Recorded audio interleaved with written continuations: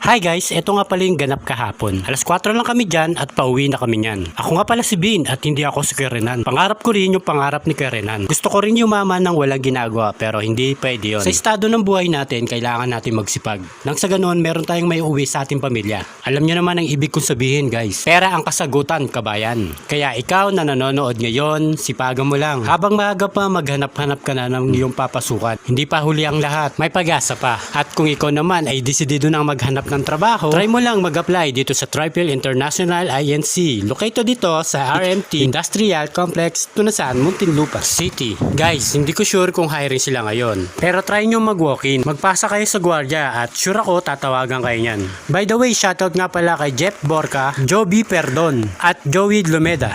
O paano mga bata, hanggang dito na lang muna. Paalam!